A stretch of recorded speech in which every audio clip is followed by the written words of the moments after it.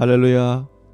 새날을 주신 하나님께 감사와 찬송과 영광을 돌려드립니다. 오늘 우리에게 주신 하나님의 말씀은 창세기 8장 1절로부터 19절까지의 말씀입니다.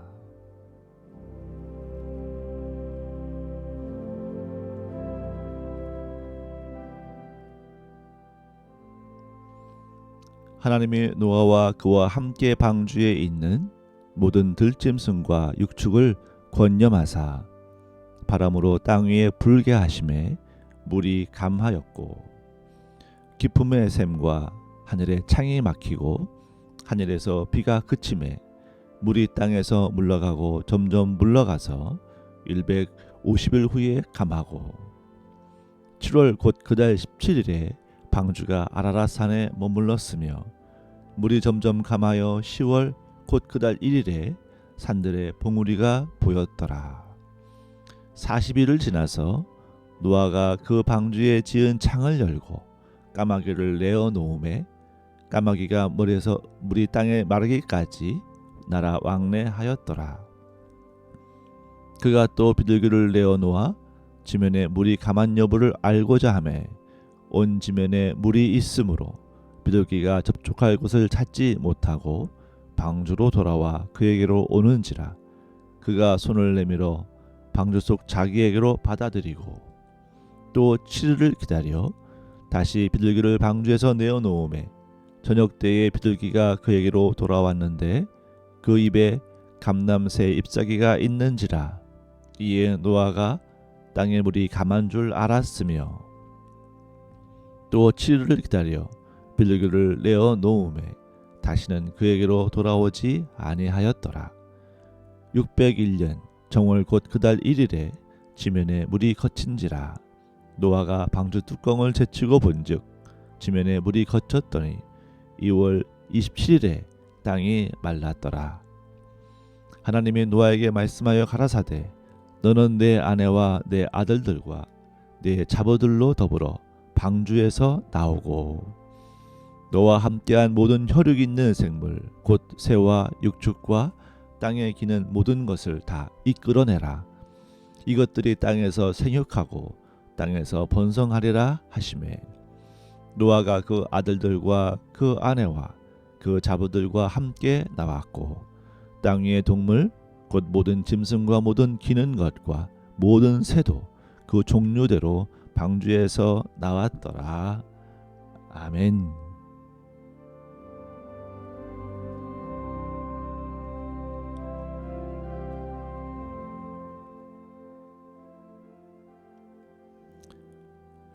오늘 말씀에서 홍수가 그치고 노아와 또 그 모든 식구들이 방주에서 나오는 이야기를 들려주십니다. 하나님이 노아와 그와 함께 방주에 있는 모든 들짐승과 육축을 권념하셨다고 말씀합니다. 여기서 권념하다라고 하는 이 말은 기억하다입니다. 히브리어 자카르는 기억하다, 잊지 않다라는 의미가 있는데요. 하나님께서 노아와 그와 함께 있는 짐승들을 기억하셨습니다. 아, 너희들이 있었지. 너희들과 내가 한 약속이 있었지. 기억하셨다는 말입니다. 하나님께서 특별히 성서를 기록하실 때 쓰시는 단어들을 보면 하나님의 의도, 하나님의 마음, 하나님의 뜻을 우리가 짐작할 수가 있습니다. 짐작한다는 말은 그 단어를 쓰신 동기와 이유를 해석하게 되는 중요한 근원이 되는 것이죠. 하나님께서 노아와 그와 함께 방주에 있는 짐승들까지 육축까지 기억하시고 생각하시고 그들과 함께 했던 언약, 약속을 잊지 않으셔서 홍수를 물러가게 하시고 그들이 다시 땅으로 돌아올 수 있도록 하신다라는 말씀입니다. 하나님이 계시하고자 하셨던 내용은 무엇일까요? 나는 너희를 잊지 않는다 라는 것입니다. 하나님께서는 우리들을 잊지 않으시고 우리들에게 하신 약속을 지키시기 위해서 움직이시는 하나님이십니다. 하나님의 기억은 하나님을 움직이게 하는 동기가 됩니다. 그 움직임이 어떻게 나타났습니까? 바람으로 땅 위에 불게 하셨습니다. 그러자 물이 감했습니다. 감하였다는 말은 줄어들었다, 감소하다의 그 감이죠. 바람으로 땅 위에 불게 하시는 하나님의 역사, 하나님의 움직임이 있을 때에 물이 줄어들었고, 또 홍수가 그쳤습니다. 여러분, 이 바람이 어떤 바람입니까? 한글은 바람이라고 표현했지만 히브리 원어는 루아흐입니다. 루아흐 기억나시죠? 하나님의 영이 수면 위에 운행하셔서 태초의 천지를 조성하시던 창조하시던 그 모습, 창세기 1장 2절의 그 바람, 이것은 바람이 아니라 윈드가 아니라 사실은 하나님의 영, 하나님의 호흡, 하나님의 숨결인 것이죠.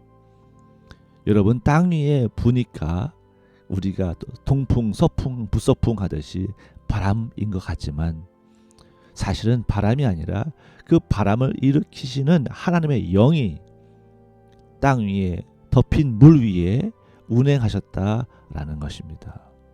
사랑하는 여러분, 우리는 알아야 합니다. 우리가 살아가는 일상 속의 모든 움직임과 되어지는 일들은 표면적이고 현실적이고 그저 과학적이고 물리적으로 되는 것 같지만 그것들보다 먼저 하나님의 영이 움직이시고 운행하시는 그런 동기, 어떤 유발되는 어떤 동기가, 모티브가 있다는 사실을 아셔야 합니다. 그러므로 모든 물리적이고 과학적인 그런 움직임들 뒤에는 하나님의 영의 움직임이 먼저 있다라고 하는 것을 아셔야 합니다. 이것이 바로 영성인 것입니다. 그러자 어떤 일이 일어났습니까? 기품의 샘과 하늘의 창이 막히고 하늘에서 비가 그쳐갔습니다. 물이 땅에서 물러가고 점점 물러갔습니다. 여러분, 이 모든 일들이 하나님의 영의 움직임으로 인하여 되어지는 결과들입니다. 우리는 결과만 보고 느낄 뿐이지만 영으로 이 뒤에 하나님이 계시구나, 하나님의 숨결이 불어오고 있구나 라고 하는 것을 알아야 하는 것입니다. 물이 점점점 줄어들어서 방주가 땅 위에 올라섰고 또 산봉우리가 보이고 까마귀가 날아다닐 수 있었고 나중에는 비둘기가 땅 위에 감람나무 새 잎사귀가 돋아나는 것을 알게 되었습니다. 11절에 보면 노아가 땅에 물이 감한 줄 알았다 그랬습니다. 또 노아는 계속해서 비둘기를 내어놓고 방주 뚜껑을 제치고 보면서 지면에 물이 거치는 것을 확인합니다. 또 2월 27일에 땅이 말랐더라 말씀하셨죠? 어떻습니까? 홍수가 시작되는 그 날짜를 기억해 보면 1년하고도 10일, 땅이 마른 걸 확인할 때까지 1년하고도 10일이 걸린 것입니다. 375일 동안 노아와 동물들은 방주에 있었던 것이죠. 그 날 동안 하나님은 노아와 그 짐승들을 잊지 않으셨고 그들을 권념하셨습니다. 그들을 위해서 준비하시고 일하셨습니다. 중요한 것은 노아가 물이 거친 것을 알고 땅이 마른 것을 알았을 때 얼마나 나오고 싶었겠어요.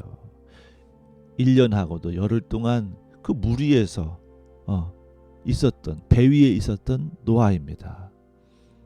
또 얼마나 그 홍수 이후에 그것들이 궁금하겠어요. 그런데 노아는 자발적으로 본인의 의지에 의해서 이렇게 노아 방주 밖으로 나오지 않았습니다. 움직이지 않았습니다. 중요한 것은 모든 것을 시작하신 하나님께서 말씀하실 때까지, 명령하실 때까지 지시가 있을 때까지 노아가 기다리고 또 기다립니다. 온 땅이, 온 우주가 하나님의 말씀을 기다리듯이 노아도 하나님 앞에서 기다립니다.